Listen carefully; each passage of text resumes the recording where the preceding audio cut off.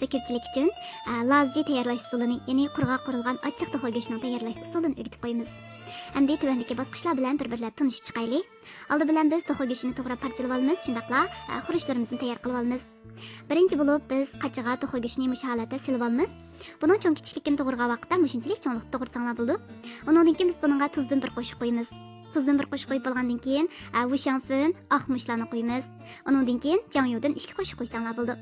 Undan bir qo'shiq mushu do'banjanga sovoqdashlar. Ya'ni purchaq qiyami. Endi buni silib aralashtiramiz. Aralashtirib bo'lgandan keyin kraxmal undan 2 qo'shiq silib buni mutaxshi aralashtirib 20 minut turg'izamiz.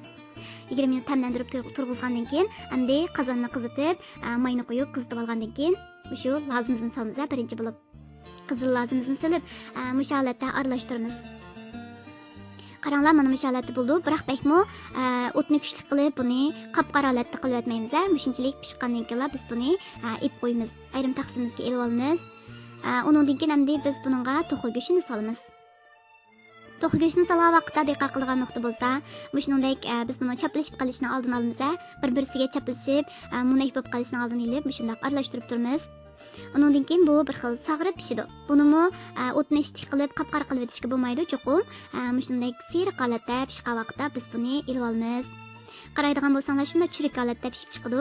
Endi bularni tayyor qilib, shunday taqsimimizga sepib qo'ygandan keyin qozonga yana ozroq mayni qo'yib, biz shu zanjivil, samtaq, piyoz, majallarimizni silib, shu mayda qizitib, buningki ta'mini chiqarib olamiz, savoqdashlar.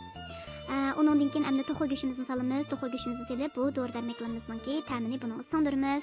Undan keyin endi shu tayyor qilib olgan lazimiz bormiz, bayamdan pishirib olgan. Shu lazimizni buni ustiga silib, buni tekshi holatda shunday aralashtiramiz.